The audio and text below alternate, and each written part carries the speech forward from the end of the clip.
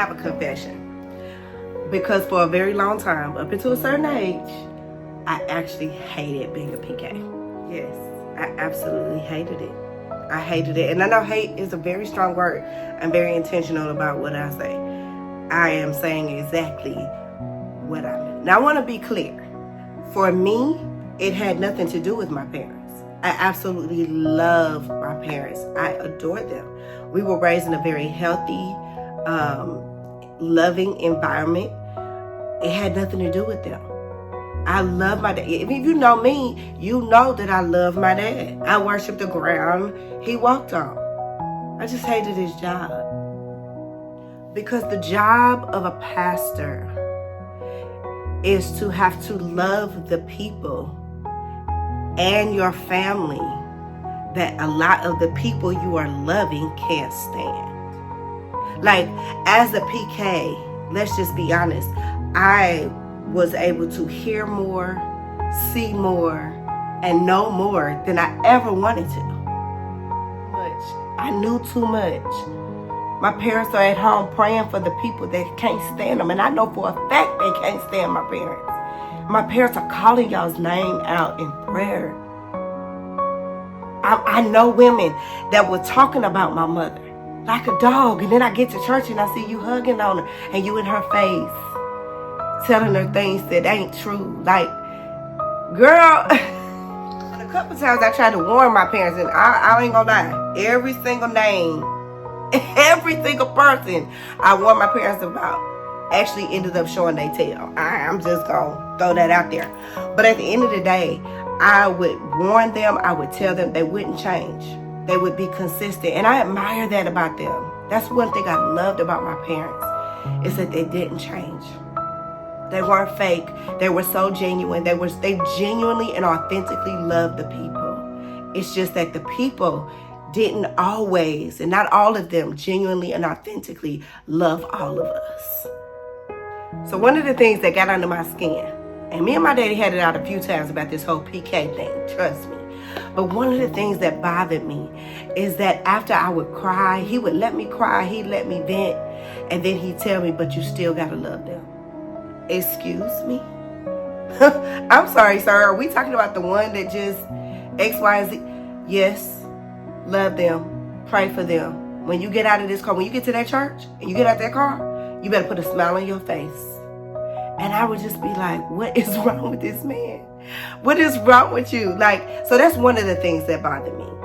We had to still love the people that did not love us. And I understood later down the line why my parents were so hard on me, to maintain my integrity, to maintain my dignity, no matter what I knew and no matter what I saw.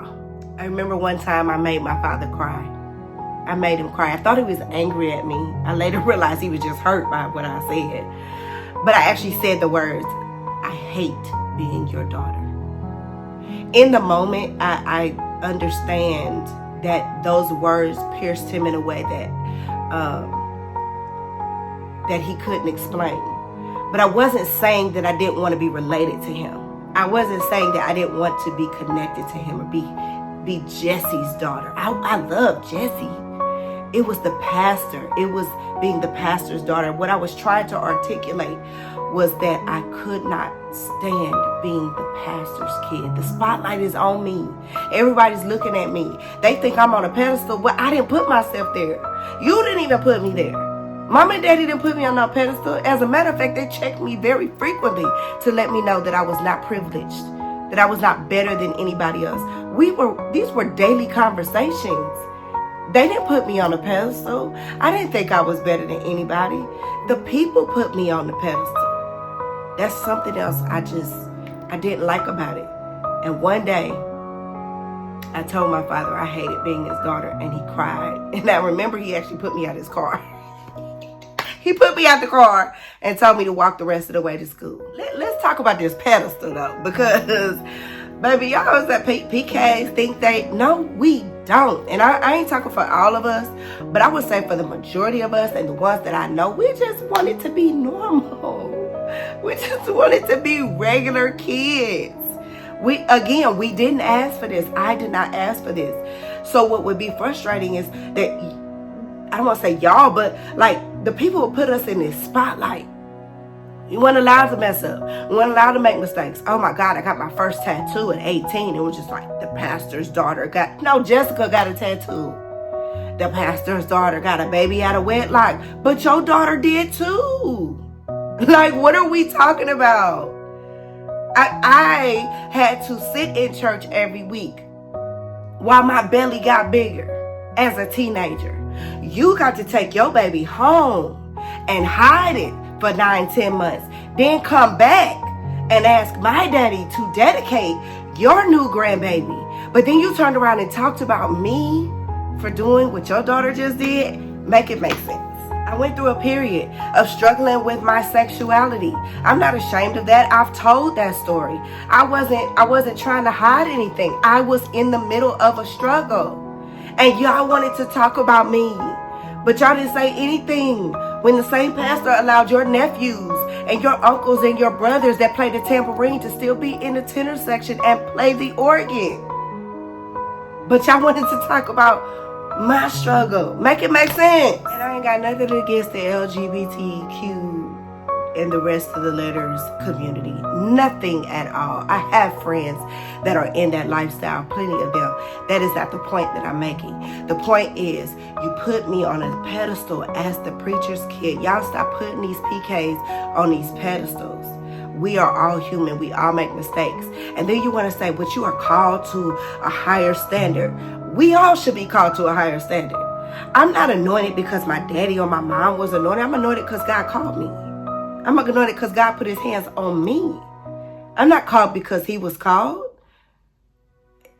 I'm called because God called me. So let's not make the distinction that I need to be living a certain way because of who my daddy is. No, I need to be living a certain way because of what God called me to do. That was all I was trying to say. My parents made sure that they took care of the family. My father understood that the call meant that we were a part of his life and this journey, and it was bigger than just him. He made sure he put us first. I will be honest about that. But then when he got done taking care of us, he came and took care of you. He made sure we ate, and then he went and fed somebody else. He made sure we had clothes. And then I was there when my mother was digging through her closets, pulling out clothes and outfits so she can dress the people at the church that didn't have, to give people things that they didn't have, her good stuff. I was sitting there. I was there when my father had to get up in the middle of the night and go pray with your family, be with your loved ones that was on their sick bed or they were dying. He knew you was talking about him and still let you have your family's funeral at his church. He still slipped money in your hand. He got some of y'all sons out of jail.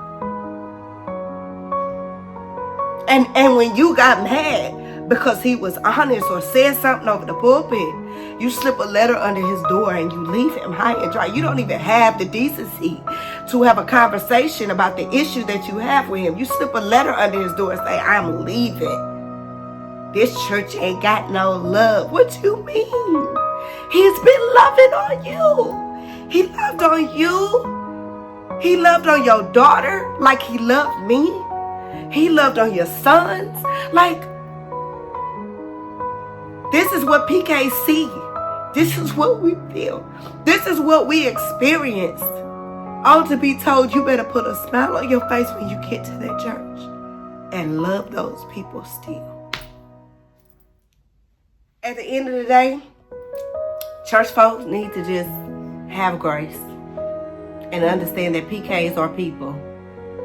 PKs are people. At this point in my life, I do not have the same sentiments. I'm older. I'm more mature. I understand the call. I understand what my father said yes to. And ironically enough, I am now married to a pastor. And so as I once sat in the seat of the child of a pastor, and now I sit in the seat that my mother sat in, I now have a whole different perspective of this life, this call, and this journey. People have no idea what PKs go through. The weight and the pressure of simply being the offspring of someone God called. So Give them grace. Give them some mercy. The same grace and mercy that you need for your children.